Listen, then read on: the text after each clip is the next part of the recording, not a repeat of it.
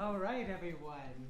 Thank you so much for your patience. We had some difficulties getting the live stream function up and running, but it's running now, so everyone at home should be able to stream. And thank you all for being here at New York University, the Division of Music and Performing Arts Professions at the Steinhardt School. My name is Christopher Preston Thompson. I'm on the voice faculty here, and it's been my real pleasure to work with Drucilla Lindsay over the last year. Yes, let's give Drucilla a round. We've had a really great time putting this program together, and I am particularly excited because there's a lot of early music on this program, which is not something that we see a lot of, so I hope you really enjoyed the whole program and especially that. A couple of reminders as we get started. Please make sure that your cell phones are turned off so that we don't have any ringing during the concert. And you'll notice that the pieces, the sections of the program are all grouped in sets. So if you would hold your applause until the end of the sets, they'll flow together nicely as a sort of complete piece. And I think that's all the housekeeping I have to say. Once again, thank you for your patience and thank you for being here this evening. Without further ado, let's welcome to the stage with pianist T.C. Kinser, mezzo-soprano Drucilla Lindsay.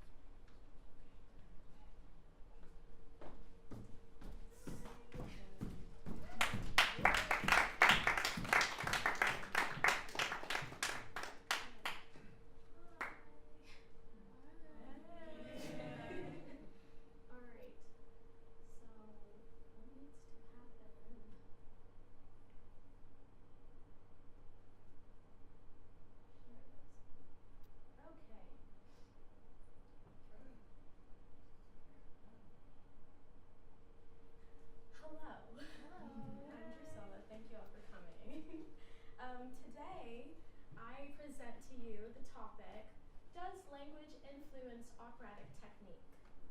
So, opera singers spend years training the voice to function as a unified instrument across multiple languages.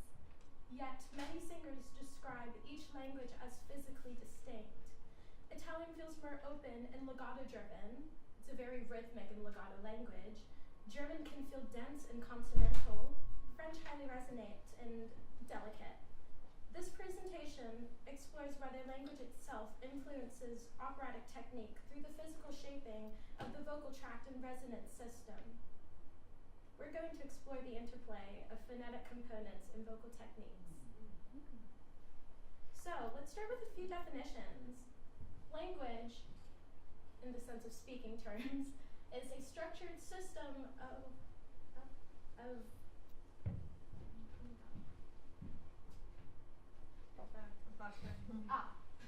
language, a structured system of conventional spoken, written, or sign symbols used by human beings to communicate, express identity, and share ideas. It's how we communicate with each other, it's how we speak. Language in music is a metaphorical and structural concept defining music as a system of communication using organized sounds to convey narrative. Us musicians do this by singing, writing, composing, and using sounds to do so. Technique.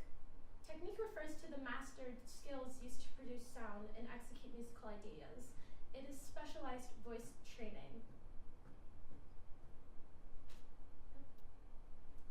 For many performers, learning correct technique meant studying abroad and returning home with new information. This information would be adjusted or added to already established technique for future singers. It also meant that composers could write music for singers that accommodated the singer's native tongue and their natural singing abilities. So the schools. Each major singing school in opera developed specific techniques for their singers. While the art of singing has existed for years, documentation of this pedagogy was limited. Italy was the main source for this topic and for this information. So with Italian schools, Italy dominated the music scene of the world during the Baroque period. The foundations for singing techniques became established there. The Italian school helped shape most pedagogy today, especially in opera and classical voice. Voice teachers began to establish ideas for posture, breath, and tone. Italian schools developed methods that combine muscle coordination and breath management. These techniques would be known as appoggio and mascara, gola aperta, just to name a few. These techniques would inspire the other schools to establish their own technique of singing. The techniques of the Italian school resulted in bel canto, which is now the model for beautiful singing, universally, but primarily for classical voice. German school pedagogy practices were inspired by Italian schools. German schools offer a different approach to technique. While still influenced by Italian teachings, Germanic schools conditioned the body to compartmentalize the voice in specific positions. To them, this supported breathing and tone production to be achieved at its highest level. This technique introduced new postures. We call this tilt and tuck now, Singspiel, Stautprinzip, and other tonal qualities. I also want to note Singspiel is mainly focused on, this is inspired by the focus on diction by Germanic schools. German operas tend to focus on the diction rather than the voice per se. And Singspiel is spoken dialogue with musical numbers. That's where you get it from. So German operas, they demand intense emotional delivery and clear declamation of complex, consonant-heavy speech, like the language. French schools. So like Italian schools, French was also a major hub in the music scene during the Baroque period. France approached singing to accommodate the natural tone and beauty in the voice, with no physical limitations or strains on the body or voice. French schools focused on the natural brightness of the voice. That's also helped inspire English school teachings, but we'll get to that. French schools focused on what we know as chiaroscuro. And chiaroscuro, yes, it's an Italian word, and it's not solely an Italian technique, it's just because Italians dominated the scene more than France did during the Baroque period. But chiaroscuro is a technique, it's a sound that is very unique to French singers. It comes naturally because of the vowels in the French language. English schools. So while English schools sound more French, much of their techniques are influenced by Germanic teachings, especially with breathing and compartmentalizing the body to produce this production. This is most likely because German and English are very similar in languages. So, with all these breakdowns of different techniques, you may be asking why this matters. If you noticed on each slide prior to this, each one spoke about clarity. As you can see in each voice school, the most consistent and important goal in singing is clarity. And this could be clarity in multiple ways. Clarity in diction, clarity in sound, in tongue placement, resonance, clarity. Oops.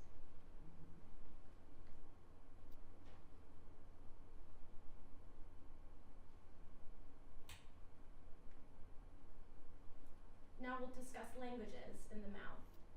Opera singers are expected to sing in multiple languages, often within the same career. While classical technique aims for consistency and healthy vocal production, singers frequently describe languages as feeling physically different in the mouth.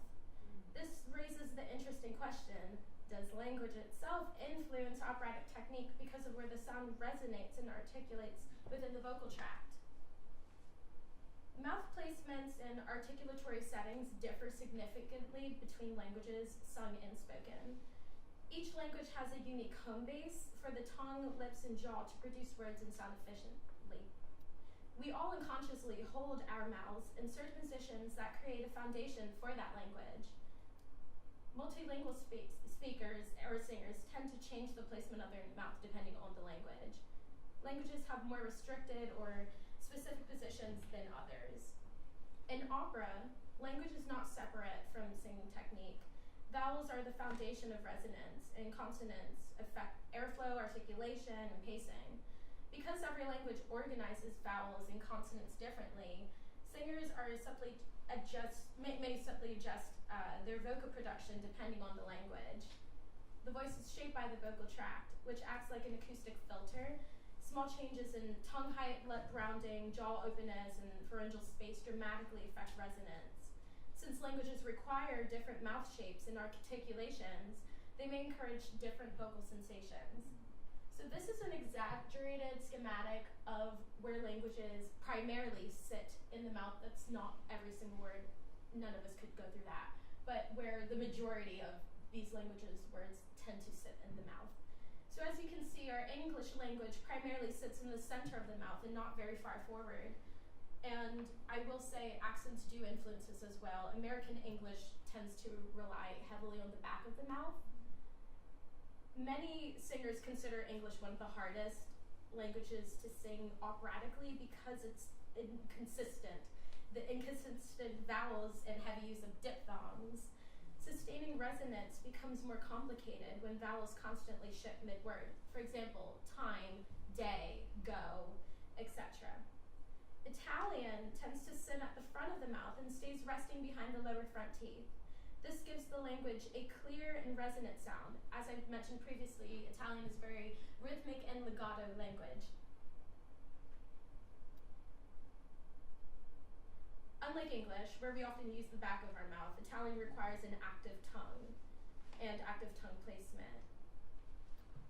Italian is often considered the most singer-friendly operatic language because of its pure vowels and consistent vowel lengths. The language encourages continuous legato and open resonance. Many singers feel Italian sits naturally forward and comfortably in the mask, as we discussed in mascara, meaning in the mask, and the pharyngeal space. German tends to sit in the upper front of the mouth. German also has more guttural sounds, and German often requires more tongue activity and consonant precision. Certain sounds like k create more of a posterior sensation in the vocal tract. For example, ich, nach, those. German repertoire may encourage a darker, weightier vocal color, which is why Wagnerian singing is the way it is. It's a very heavy language. French tends to sit the most forward in the mouth, with articulation very tightly at the lips. And although the French R is produced by the uvular vibration in the back of the throat, singing French R happens at the front. We tend to flip the R's, or in some cases, stylistically, we'll roll them in opera. French introduces nasal vowels and rounded front vowels that are less common in Italian. Singers often describe French as requiring very refined resonance balancing, chiaroscuro. Too much nasality sounds stylistically incorrect, but too little can erase the language's identity. For example, I'll do the correct one first and the incorrect one secondly. So, en versus on. And then we have versus on. It's wrong. It's just incorrect. And it's kind of rude, as Professor Henry would say. So, what the fuck does this mean? So, for those of you who don't know what fuck means, this is a German word. It's basically a method of classifying singers. So, correct technique. Opera technique is not only vocal mastery, but a stylistic adaptation based on language and repertoire. As I stated earlier, composers would write music for their singers of their origins. From there, technique was designed for healthy singing, but influenced by the singer's native tongue. So it developed stylistic differences between the schools. So different languages interact with technique in different ways due to vowels, consonants, and stress patterns, and even breath.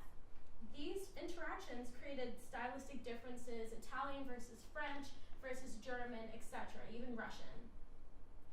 So, in other words, technique itself remains rooted in healthy production, but language influences resonance, tongue placement, vowel articulation, breath, and perceived vocal color. So, finally, I will be singing 4 pieces from the different schools and hope that you will ponder the question, does language influence operatic technique? Maestro, hit it.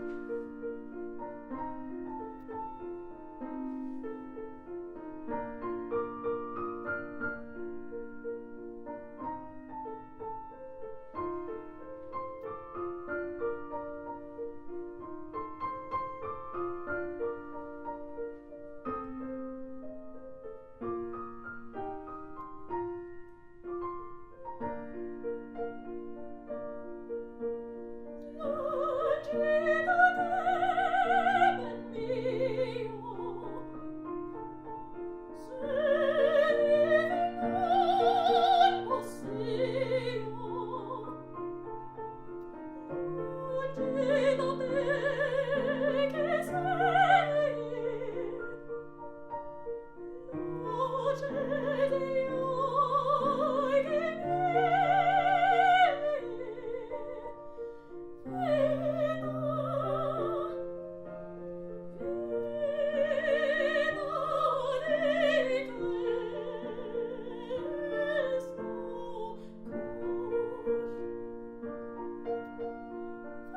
you.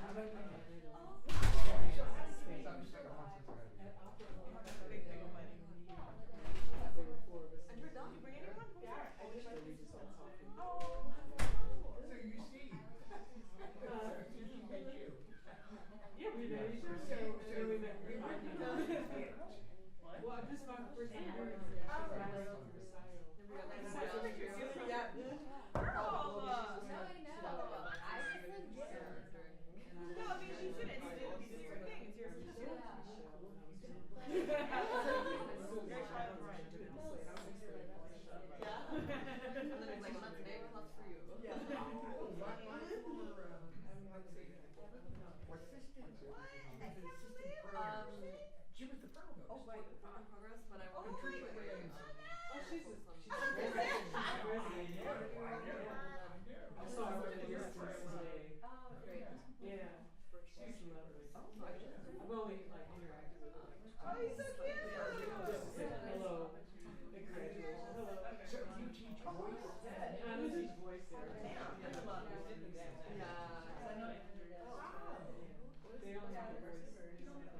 Try. I was just talking about a voice test. You know what I'm talking about, right? Yeah.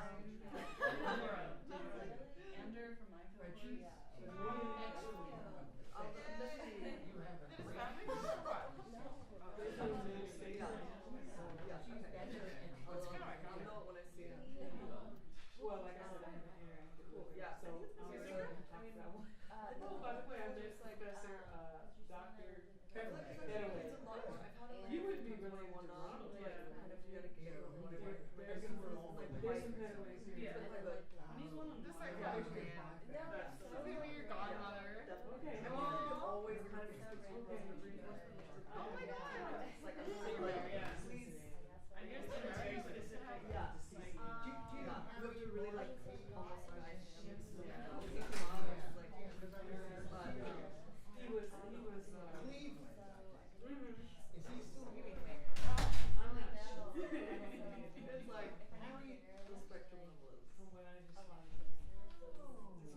It's fun to see it sometimes. Yeah. Because I'll be like, okay, he's doing the thing, he doesn't know he's still doing clock. Yeah. Like, I've done that. no, I mean it's pretty good. I didn't bring one because I expected this to come up here. No, the reason being, are you part of the? Yes. Okay, Yes, then maybe I yes. saw you, were you in LA? It's a lot sometimes. Is that where you're going? No, I was in Vienna. No, I was a judge. No, yes. Yeah, I know. One pattern.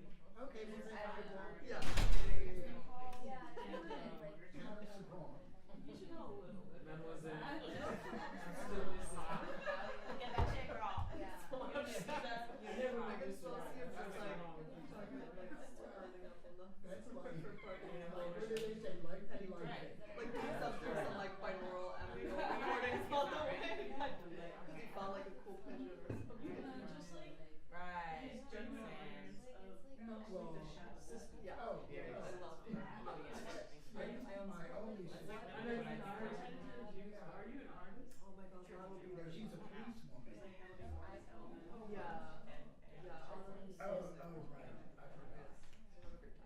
Well, he was like, Mom, congratulations. But actually, Quite frankly. It's better to keep it. Do you know Sam and Brian? Does he say something? No, I'm not judging her. Well, even he had music the first church had been on. Right. Yellow. I had so much fun. So I did it. I was so fun.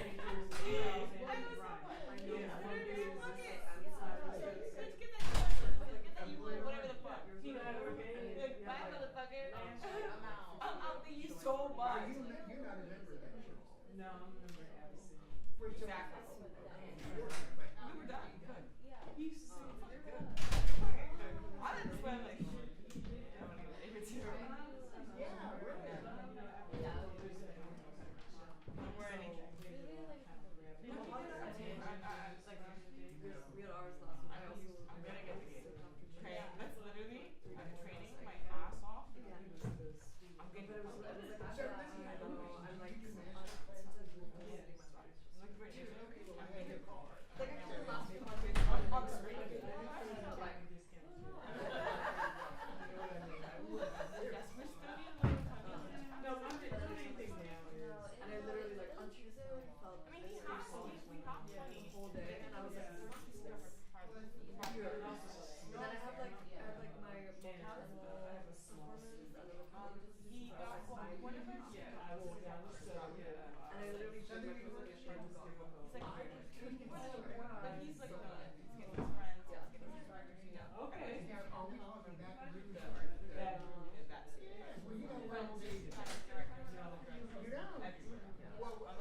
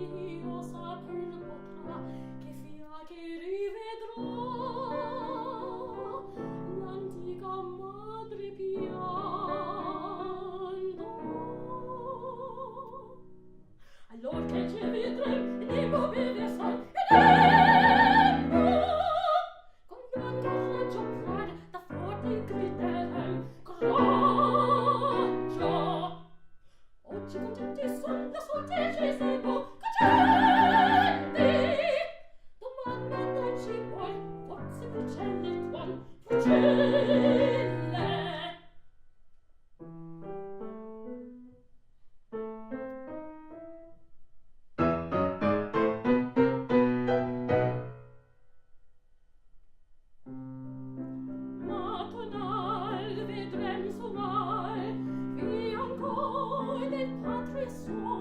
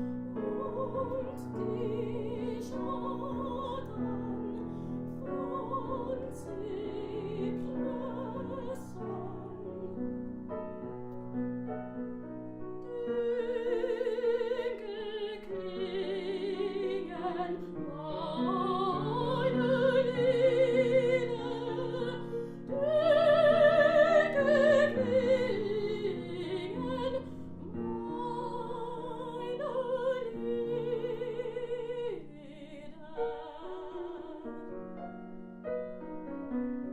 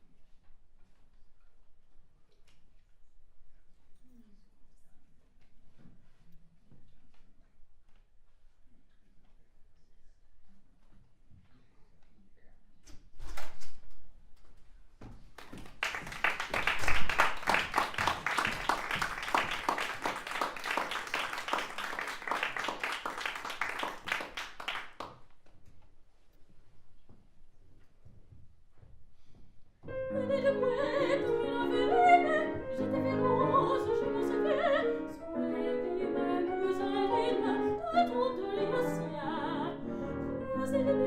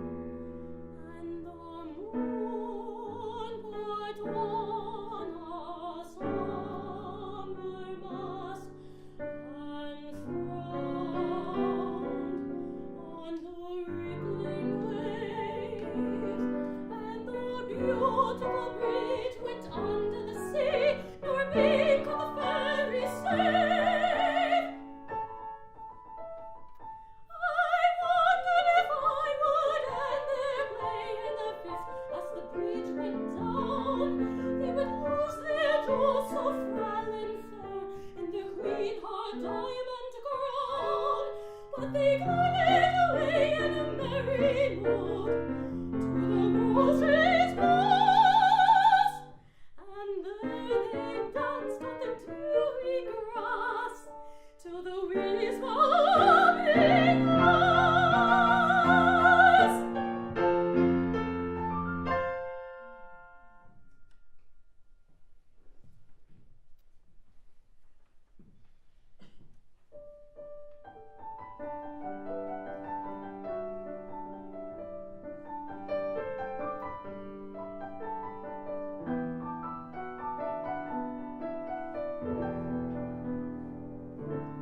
When the March winds roll like a lion, and the last little snowflakes drift down from a half-dreary, half-dusky April sky, and then loving May rolls around, and I walk with you down a country lane.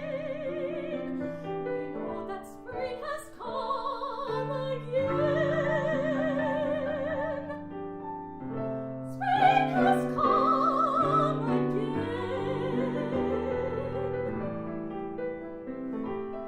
When the rising sun rose at the dawn, and the scent of the soil's warm and sweet, and the little green sprouts peep out of the earth and grow upward, the sunshine to greet, and we find a violet beside the way.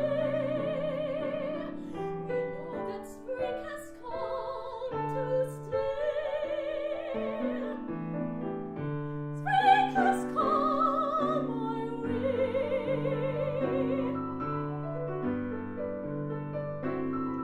When I look at you in the haze of the twilight's last lingering glow, in a half-dusky, half-starry evening sky, we switch up the winds gently blow, and our dreams like birds heading homeward soar. We know that spring has come once more. Spring has come once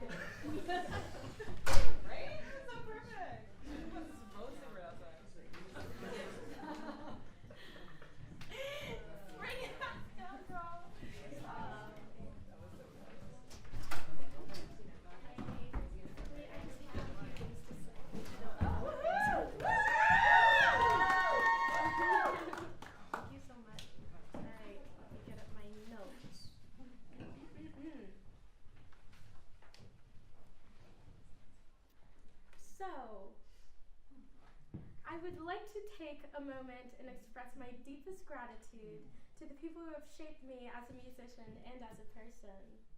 First, to my voice teacher, Professor Christopher Thompson.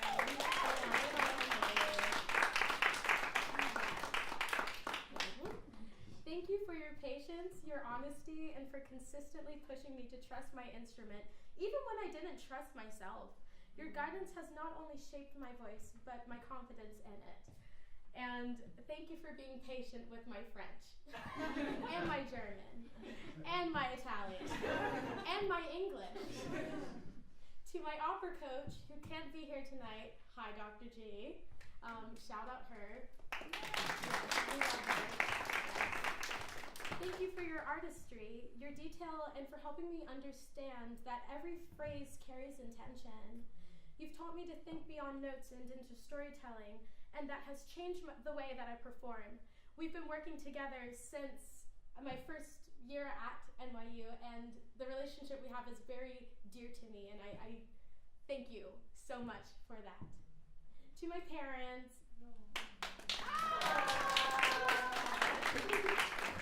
thank you for your unwavering support in every sense of the word, whether it was early mornings, very early mornings, very late nights, or the constant emotional support that comes with this path. I call them so much, it's actually kind of ridiculous, especially my dad. You've been through it all. I wouldn't be here without the both of you. And thank you, Dad, for always playing 40s music and telling me to learn it. So basically, I learned a lot of his 40s music, and it's actually classical technique that Miss Alvina Ransall, who we'll get to, taught me on as well, so thanks for that. To my cohort and friends, thank you for the laughter. Thank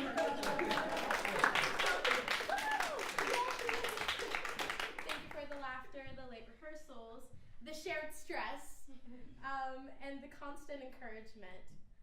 Heavy on the constant encouragement. You've made this journey feel less like something I had to do alone, and more like something we've been building together. And we have. I also want to acknowledge Professor Petaway, who's sitting with the red turtleneck in the back. This is my professor and advisor from my undergrad years at Lincoln University of PA, the first HBCU for sure. The illustrious first HBCU. Thank you for your guidance during my undergraduate studies and guidance nowadays as well. Your mentorship gave me structure, perspective, and the confidence to keep growing beyond what I thought I was capable of at the time. And thank you for making sure that I majored in music. I was going to be a lawyer, but I just like Olivia Pope's Prada bags. That's about it. All right. And come on, like duh. And to Miss Ransall, who is also watching, my first voice teacher since I was 3 or 4 years old. Thank you for putting up with my constant yelling during my classical piano lessons. This is why I don't play piano. She put notes to a yell, and well, ta-da! Thank you for being the first person to truly introduce me to this world. You gave me my foundation in both voice and piano, and more importantly, you made me believe I could do this in the first place. I carry something from each of you in this room and watching, and to everything I sing. And thank you so much for being a part of my journey. Yay, thank you.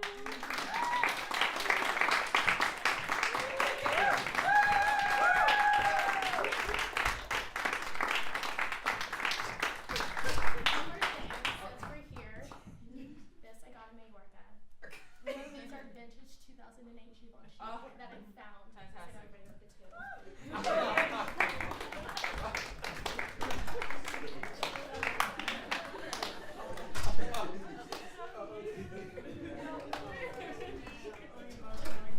One more thing. Thank you to TC who played this entire recital. And I also want to thank TC for being so patient with my rhythms. And just about everything else that we've collaborated on. He's really like cracked, and I really appreciate him. Thank you, TC.